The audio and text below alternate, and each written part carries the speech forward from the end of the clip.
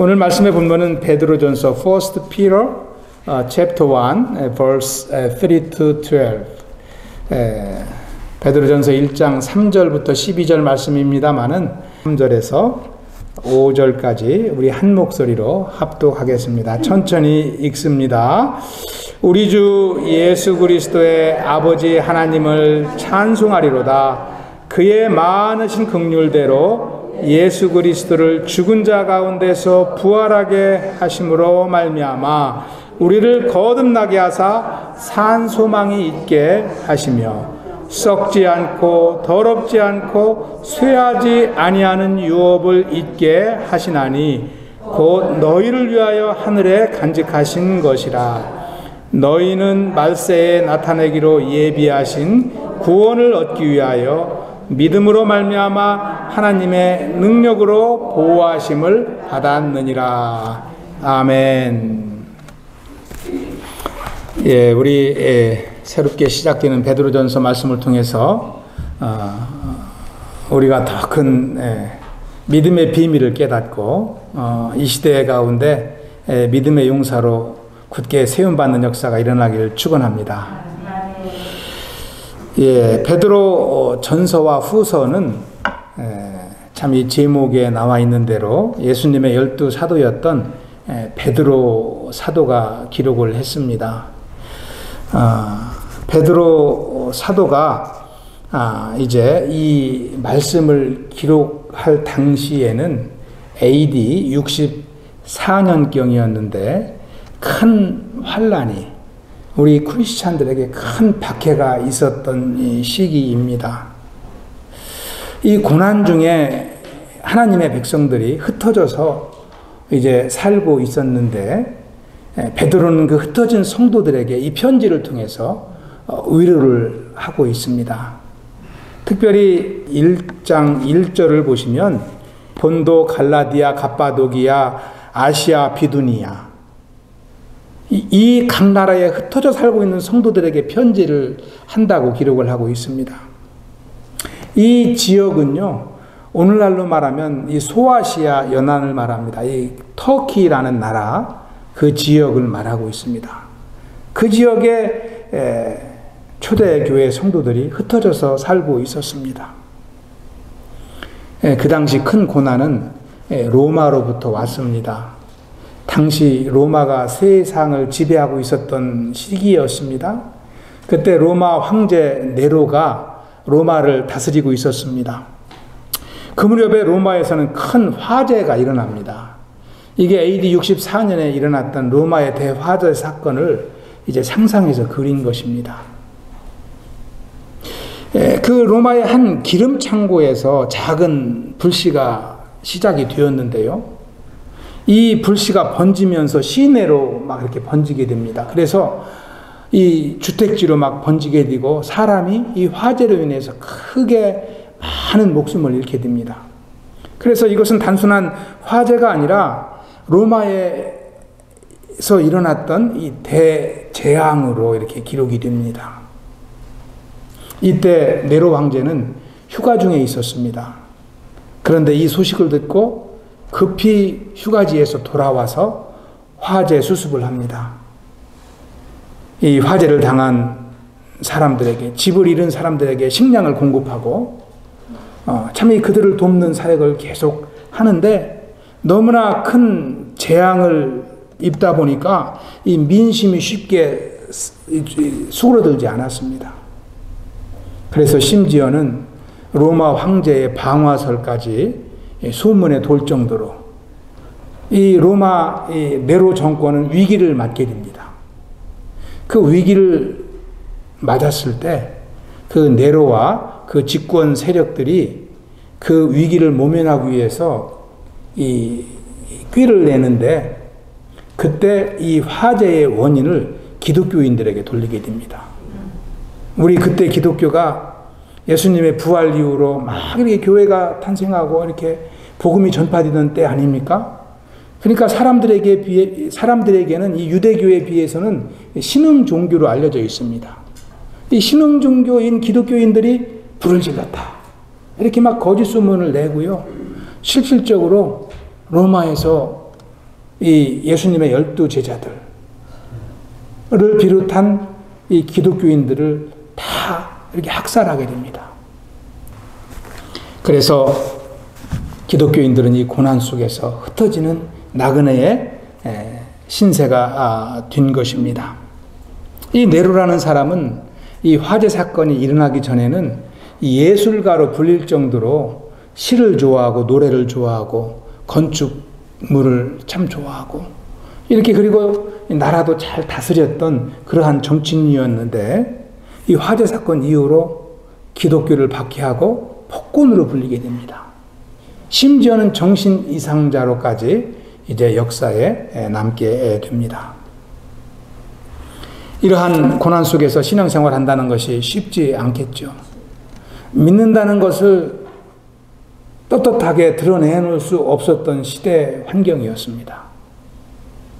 이런 어려움 속에 있는 성도들을 향하여 사도 베드로는 편지를 하게 됩니다. 3절에서 뭐라고 하고 있습니까? 우리 주 예수 그리스도의 아버지 하나님을 찬송하리로다. 고난 중에 있는 성도들에게 먼저 찬양하라고 이렇게 권면을 합니다. 어찌 보면은 위로부터 해야 되는데 얼마나 고생이 심하냐, 얼마나 힘드냐 이렇게 해야 될 텐데 찬양하라고부터 이야기하는 것입니다. 그리고 왜 우리는 찬양하는 삶을 살아야 되는지에 대해서 기록을 하고 있습니다. 오늘 본문에서는 두 가지 이유를 기록하고 있습니다. Peter is recording two reasons in today's scripture why we have to praise God. 우리가 왜 찬양해야 되는지. 첫 번째는 first reason, it's because God has regenerated us. 하나님은 우리를 거듭나게 하셨다는 것입니다. Through Jesus Christ. 예수님을 통해서 우리를 거듭나게 했기 때문에 우리는 고난에 있을지라도 찬양해야 되고요. 또 하나는 and given us living hope. 예수님을 통해서 저와 여러분에게 또 고난받고 있는 성도들에게 산 소망을 주셨다는 것이죠. 고난 중에 있을지라도 우리는 거듭난 인생이고 고난 중에 있을지라도 산 소망이 있기 때문에 찬양을 중단하면 안 된다는 것입니다. 여러분, 산 소망은 어디로부터 왔을까요? 예수 그리스도가 부활하심으로 산소망이 생기게 된 것입니다. 예수님이 십자가에서 돌아가시고 우리 죄를 다 사하시고 돌아가셨지만 무덤에서 나오시지 못했으면 우리에게는 소망이 없습니다. 절망으로 끝나는 것입니다. 그런데 예수님은 죽으시고 무덤에서 일어나시고 부활하심으로 새 생명이 되실 뿐만 아니라 저와 여러분의 소망이 되신 것입니다. 할렐루야. 고난을 받고 있을지라도 그 생명이 너희 안에 있다는 것을 기억하라고 사도 바울은 리마인드 시키는 것입니다. 우리는 고난받으면 소망까지 잃게 되기가 쉽습니다. 그냥 현재의 고난만 보기 때문에 그렇습니다. 원래 우리 인생은 소망이 없었던 인생이잖아요. 로마서 3장 23절에 보면은 모두가 다 죄인이었기 때문에 하나님의 영광에 이르지 못한다 기록을 했습니다. 모두 다 죄인입니다. 죄 아래에 있는 인생이 무슨 소망이 있습니까? 날마다 한숨과 절망으로 살아가는 것이죠. 그런데 예수님의 부활로 인해서 우리에게 산 소망이 주어지게 된 것입니다. 여러분, 소망이라는 것은요, 미래에 주어지는 꿈 아니겠습니까? 미래에 주어지는 것입니다. 그래서 산 소망은 장차 얻게 될 것을 말씀하는데 그것이 바로 하나님 나라의 유업을 말합니다. 아멘. Living hope means inheritance in the heaven. 하나님 나라에 있는 유업이 바로 우리의 산소망이 되는 것이죠. 아멘. 이 산소망을 세번역 성경에 보면은 유산이다 그랬습니다. 유산이다.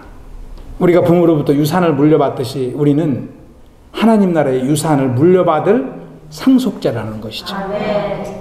현대인의 성경에 보면 이것을 blessing, 축복이라고 그랬습니다. 축복. 저와 여러분의 축복은 하나님 나라에 있다는 것을 말씀하고 있는 것입니다. 하나님께서는 애굽의 노예로 살던 이스라엘 백성들에게 가나안 땅을 유업으로 주셨습니다. 유산으로 주시고 40년을 거쳐서 그 땅을 차지하게 하시잖아요. 오늘날에는 하나님은 하나님 나라를 저와 여러분에게 유업으로 주신 줄 믿습니다. 우리는 이것을 붙들고 살아가야 됩니다. 그때 우리는 소망 가운데 살게 되는 것이죠. 여러분, 왜 하나님 나라가 산소망이 될까요? 4절에 보시면 그 이유를 상세하게 기록합니다. 썩지 않고 더럽지 않고 쇠하지 아니하는 유업이다 그랬습니다. Not perish, not spoil, not fade. 이것이 하나님 나라의 특징이에요. 세상의 것은 어떨까요? 반대입니다. 썩고 더럽고 쇠하는 것입니다. 세상 것에 썩지 않는 것이 무엇이 있어요? 시간이 조금 차이 날 뿐이지 세상에 있는 것은 다 썩습니다. 다 더러워집니다. 다 희미해집니다. fade, weaken, 약해집니다. 여러분, 오늘날 살림에 우리가 살림을 해봐서 알지만 가재도구도 새 것을 사면은 오래가지 못하잖아요. 신제품이 금방금방 나오는 시대입니다. 가전제품도 그렇고 우리가 쓰는 것들이 신제품이 너무나 빨리 나와요. 이렇게 세상에 이렇게 좋아진 것이지만 또 금방 흔 것이 되는 것이 오늘날 시대입니다. 그런데 하나님 나라는 어때요? 변함이 없다는 것입니다.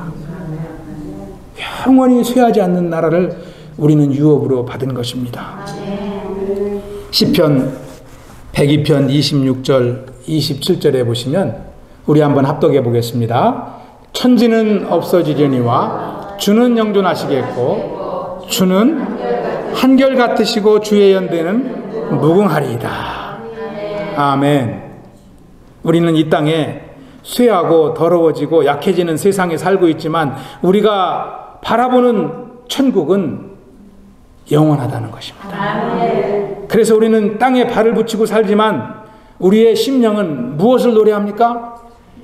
천국을 노래하는 것입니다. 천국을 노래하는 것입니다. 이 몸의 소망 무언가 우리 주 예수뿐일세 우리 주 예수 밖에는 믿을 리 아주 없도다. 주 나의 반석이시니 그 위에 내가 서리라 그 위에 내가 서리라. 아멘. 우리가 찬양만 불러도 우리의 심령이 막 하나님 나라에 가 있잖아요. 아멘. 할렐루야. 아멘. 이 땅에 고난 중에 있어도 눈을 들고 하나님을 바라보고 찬양하면 성령이 우리 심령을 지배하시잖아요. 천국 백성이 그래서 같은 세상에 살고 있지만 다른 삶을 사는 것입니다. 오늘날 이 땅에 사는 사람도 신자나 불신자나 모두 다 소망을 갖고 살아갑니다. 특히 올해도 젊은이들의 소망은 취업입니다. 요즘에는요, 대학 가는 게 힘든 게 아니라 취업하는 게 더 힘든 시대예요. 좋은 대학 나와도 직장을 얻을 수가 없어요. 썩 좋지 않은 직장도 얻기가 쉽지 않은 시대예요. 게다가 요즘에는 참 이 건강들이 다 좋아지셔가지고 리타이어 하신 분들도 다시 재취업을 하는 시대잖아요. 그러니까 취업문은 더 좁지요. 더 좁아요. 직장이 중요합니다. 이 땅을 살아가는 동안에 직장이 없으면 힘들죠. 그래서 직장을 구해야 됩니다. 잡아야 됩니다. 근데 직장만 잡아서는 안 된다는 것이죠. 영원한 소망도 함께 붙들어야 된다는 것입니다. 여러분, 오히려 직장이 일거리가 없어도 우리가 하나님 나라의 소망을 갖고 살면은 그 고난을 이길 수가 있어요. 그런데요, 세상 거 다 얻어도 하나님 나라의 소망이 없으면 어때요? 넘어집니다. 넘어집니다. 그래서 우리가 구분해야 될 것은 어떠한 소망이 중요한 것인지 분명히 알아야 된다는 것이죠. 땅의 소망과 하늘의 소망, 그리고 우리의 삶의 목적을 하늘의 소망에 두어야 된다는 것입니다. 우리 고부교회 성도님들이 영원한 하나님 나라의 산소망을 통해서 하나님을 찬양하는 삶을 사시기를 축원합니다. 우리가 하나님 나라의 산소망을 놓지 않을 때 하나님께서는 예비하신 하나님 나라를 우리에게 유업을 주시고 영원한 생명을 허락하여 주실 줄로 믿습니다. 두 번째로 하나님을 찬송해야 되는 이유는 second reason why we should praise God is because God gives us joy even in tribulation. 우리가 고난 중에 있어도 하나님은 기쁨을 주시기 때문에 우리는 하나님을 찬양해야 됩니다. 여러분, 고난 중에 기쁨을 누려보셨잖아요? 오늘 말씀 6절에 보시면은요, 그러므로 너희가 이제 여러 가지 시험으로 말미암아 잠깐 근심하게 되지 않을 수 없으나 오히려 크게 기뻐한다. 오히려 크게 기뻐한다. 고난 중에 있지만 너희에게 기쁨이 임한다는 것을 사도 베드로는 분명하게 선포하고 있습니다. 그것을 잊지 말라는 거예요. 고난 중에 기쁨을 놓치지 말라는 것입니다. 그것은 우리가 무엇으로 잡을 수 있습니까? 하나님을 향한 믿음으로 잡는 것입니다. 우리 5절에서도 보면은 믿음으로 말미암아 하나님의 능력으로 보호함을 받았느니라. 여러분, 요한일서 5장 4절에도 보면은 세상을 이기는 것이 무엇일까요? 우리의 믿음인지라. 우리 한번 합독해 보겠습니다. 시작. 세상을 이기는 승리는 이것이니 우리의 믿음이니라. 아멘. 여러분, 7절에도 보시면은요, 너희 믿음의 확실함은 불로 연단하여도 없어질 금보다 더 귀하여. 여러분, 금이 불로 막 연단받아서 순금으로 막 정제되잖아요. 그것보다도 믿음이 더 귀하다는 것입니다. 더 귀하여 예수 그리스도께서 나타나실 때 칭찬과 영광과 존귀를 얻게 할 것이니라. 우리가 소망 놓지 않고 살면은 예수님께서 다시 오실 때 우리에게 칭찬과 영광과 존귀의 관을 씌워주신다는 것입니다. 얼마나 소망이 넘칩니까? 이 고난을 이길 수 있는 것은 이러한 확신 있는 산 소망인 줄 믿습니다. 여러분, 이뿐이 아닙니다. 우리의 이 축복이 미래에만 있다면 그러면 현재는 계속 고난만 당해야 될까요? 그렇지 않다는 것이죠. 아까도 말씀드린 바와 같이 기쁨이 임한다는 것입니다. 여러분, 8절을 보시면 그것을 기록하고 있습니다. 우리 8절과 9절을 한번 천천히 다시 합독해 봅니다. 시작. 예수를 너희가 보지 못하였으나 사랑하는도다. 이제도 보지 못하나 믿고 말할 수 없는 영광스러운 즐거움으로 기뻐하니 믿음의 결국 곧 영혼의 구원을 받음이라. 아멘. 여러분, 놀라운 말씀이 이 8절에 기록이 되어 있습니다. 이 땅을 사는 동안에도 믿음을 주셔서 주님을 경험하게 하신다는 거예요. 주님을 경험하게 하시고 주님을 사랑하게 하시고 우리에게 기쁨을 맛보며 살게 하신다는 것입니다. 우리가 예수님을 보지 못하였지만, 여러분, 이게 얼마나 놀라운 일입니까? 여러분, 예수님을 보신 분이 없잖아요? 그런데 예수님을 통해서 여러분 구원을 받으셨죠? 예수님을 통해서 은혜를 받으시죠? 예수님을 통해서 기쁨을 누리시잖아요. 그러면 그 주님이 어디에 역사하셔요? 저와 여러분에게 살아 역사하시는 거예요. 우리는 살아계신 주님과 함께 동행하는 삶을 살고 있습니다. 고난 중에 있지만, 흩어져서 성도들이 고난받고 있지만 그들과 주님이 함께 하신다는 거예요. 그것을 알 때 여러분은 낙심하지 않고 찬양하며 살 수 있다는 거예요. 여러분, 이것이 흩어진 당시 크리스찬들에게 얼마나 큰 힘이 되었겠어요. 의지할 것 없는 그 백성들에게 얼마나 놀라운 능력이 되었겠습니까? 오늘을 사는 저와 여러분에게도 마찬가지입니다. 저와 여러분에게 크고 작은 어려움, 고난이 있다 할지라도 내가 예수님의 얼굴을 못 보았지만 주님은 내 안에 역사하신다는 거예요. 믿음은 우리에게 이렇게 강한 확신을 줍니다. 우리가 주님을 눈으로 본 것보다도 더 분명하게 주님을 경험하게 하잖아요. 그러니까 간증하며 살지요. 간증하며 살지요. 예수님은 도마에게 그랬어요. 보고 믿는 것 그게 중요하지 않다. 안 보고 믿는 것이 중요하다. 내 얼굴 직접 보는 게 중요하지 않다. 영으로 나를 깨닫고 나의 생명을 누리는 삶이 중요하다. 그렇게 말씀하셨습니다. 저와 여러분이 신앙생활 가운데 예수님이 다시 오실 때 그 영광스러운 영어로운 관을 우리에게 주시겠지만 우리가 이 땅을 살아가는 동안에도 우리는 그것을 경험하며 산다는 것입니다. 여러분, 예수님의 영광이 우리에게 임할 때, 예수님의 능력이 우리에게 임할 때, 예수님의 은혜가 우리에게 임할 때 우리는 혼자 골방에서 기도하지만 찬양을 하고 축제를 벌이잖아요. 여러분, 이렇게 하나님의 영광은 우리에게 귀한 능력이 됩니다.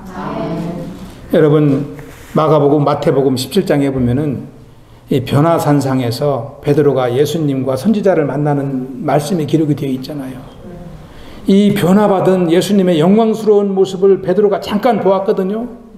얼마나 황홀했으면 예수님을 꼭 붙잡고 주님 여기서 제가 초막을 지을 테니까 사시죠 하고 붙들었겠어요. 우리가 이 땅을 살아가는 동안에도 주님이 주시는 은혜가 이렇게 큰데 주님을 만날 때 받을 그 영광은 얼마나 클까요? 주님은 이렇게 고난 중에 있는 우리를 만나주시고 우리에게 기쁨을 주시는 살아계신 하나님이십니다. 할렐루야. 요즘 한국에 계신 저희 장모님이 아주 난리가 나셨어요. 요양원에 계신 거 여러분 아시잖아요? 요양원에서 지금 몇 년째 생활하고 계신데 요즘에 얼마 전부터 저녁에 주무시기 전에 아내와 이 찬송을 부르기 시작했습니다. 찬송을 이렇게 바꿔서 부르기도 하지만 한 곡을 반복해서 여러 번 부르시고 이렇게 잠자리에 드십니다. 그런데요, 얼마 전만 해도 이렇게 전화를 드리면 불편하신 것을 말씀하시고 외로운 것을 말씀하셨는데 찬양을 부른 후로는 그러한 말씀에 쏙 들어가고 막 은혜만 간증하시는 거예요. 왜 이렇게 찬양 부르는데 내 눈에서 눈물이 흘러? 왜 이렇게 눈물은 흐르는데 마음은 평안해? 나 아무 걱정 없어. 막 이런 말 간증만 하시는 거예요. 병이 다 없어지고 감사만 너무나 충만해요. 치매기가 있으시거든요. 그런데 치매 환자도 찬양은 막 못 막더라고요. 치매 환자도 찬양을 부르니까 막 은혜가 임하고 막 회개가 임하고 구원의 확신이 임하고 옛날에도 잠언 말씀을 14번을 이렇게 잠언 말씀을 1장에서 31장까지 14번을 읽으셨어요. 1년 반에 걸쳐서 읽으면서 막 이렇게 은혜를 그때도 무지하게 받았는데 지금은 찬양만 부르는데 그런 놀라운 역사가 일어납니다. 여러분, 요양원에 계신 이 장모님을 누가 이렇게 만드셨을까요? 시편 43편 5절에 보면은 시인은 이렇게 노래합니다. 내 영혼아, 네가 어찌하여 낙심하며 어찌하여 내 속에서 불안해하는가? 너는 하나님께 소망을 두라. 그가 나타나 도우심으로 말미암아 네 하나님을 여전히 찬송하리로다. 아멘. 중간에 보시면 너는 하나님께 소망을 두라. 그가 나타나 도우심으로 말미암아 내 하나님을 여전히 찬송하리라. 여러분 찬송할 때 누가 일하셔요? 성령 하나님이 막 일하신다는 거예요. 우리가 찬양할 때 일하셔서 우리의 마음을 바꿔주시고 우리의 마음에 능력을 주시고 소망을 주시고 지혜를 주시고 믿음을 주시고 모든 낙심 절망이 물러가고 연약함이 물러가고 병마가 떠나가는 역사를 하나님이 이루신다는 거예요. 여러분 찬양하고 싶지 않으세요? 할렐루야. 기도는 습관되지 않고 처음부터 30분 1시간 하기는 쉽지 않아요. 그런데 찬양은 30분 하는 건 일도 아닙니다. 바꿀 필요도 없습니다. 가장 좋아하는 찬양, 가장 은혜로운 찬양, 내가 좋아하는 찬양을 그냥 너댓뿐만 부르면 30분이 그냥 지나가요. 그러면 뭐 내가 기도를 어떻게 하겠다 이런 거 계획하실 필요도 없어요. 찬양하시면 성령님이 무슨 기도하라고 다 말씀하셔요. 은혜도 주시고 내가 원하는 것도 다 말씀해 주시고 또 기도하게 30분만 하려고 그랬는데 막 1시간이 지나가고요.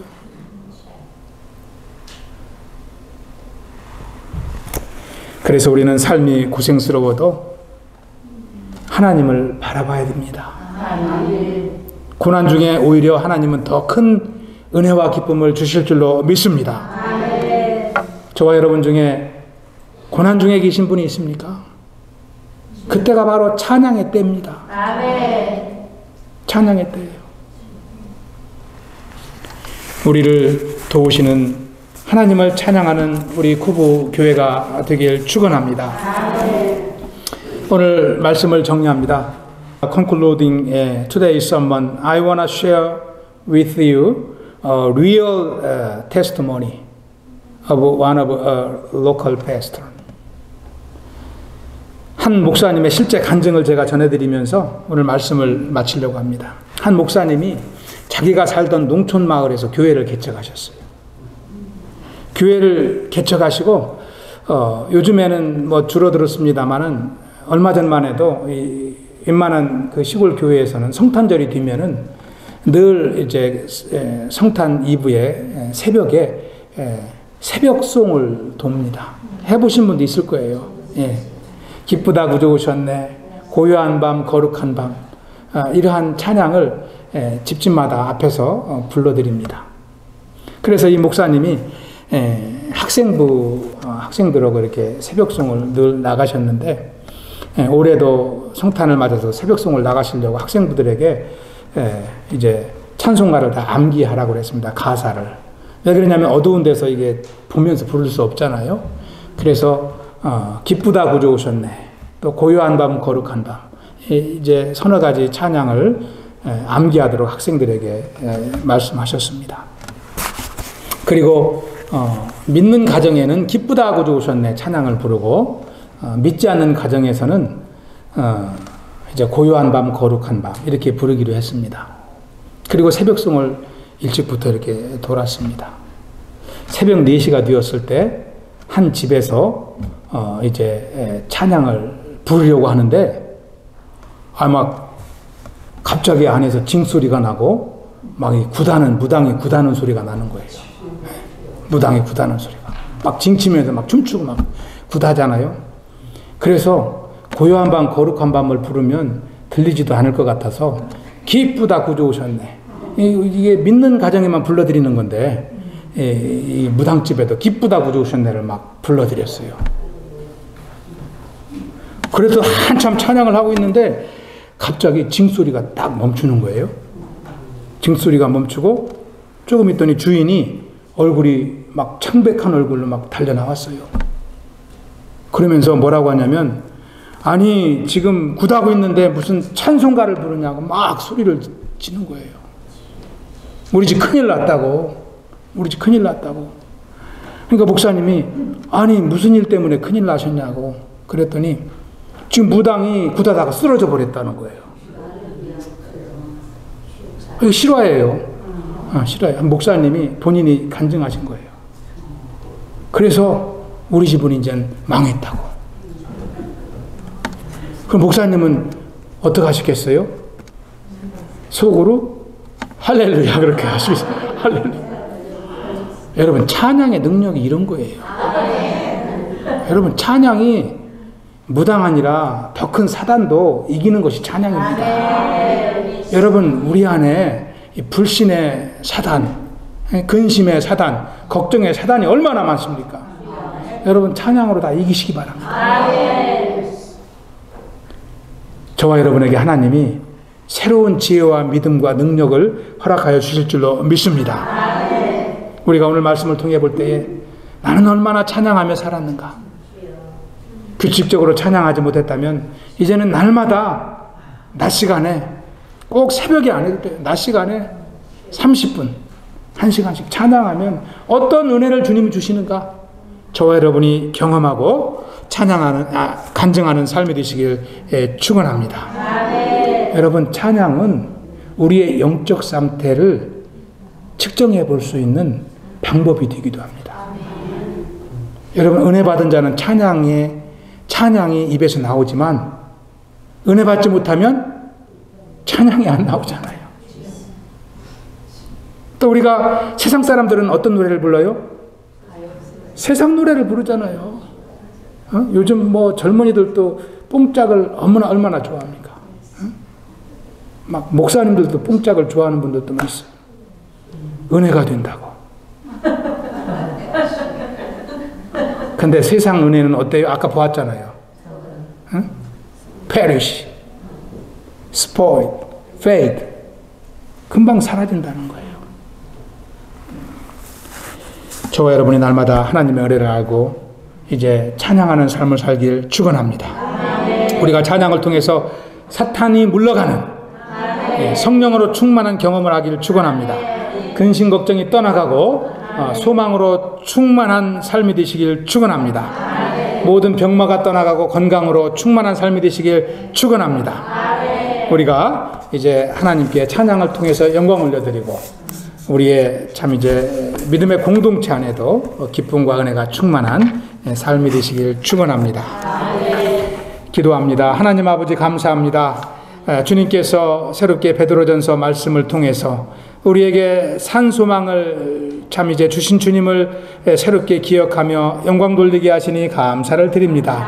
아버지 우리가 이 땅을 살아가지만 참 이 크고 작은 고난 가운데 넘어지는 인생이 되지 않게 하시고 하나님의 능력 안에서 하나님을 찬양하며 승리하는 삶을 살도록 축복하여 주시옵소서. 우리의 입술에 찬양을 허락하여 주시옵소서. 능력을 허락하여 주시옵소서. 모든 절망과 한숨이 떠나가고 소망으로 충만한 삶이 되도록 인도하여 주시옵소서. 감사하오며 예수님 이름으로 기도하옵나이다. 아멘.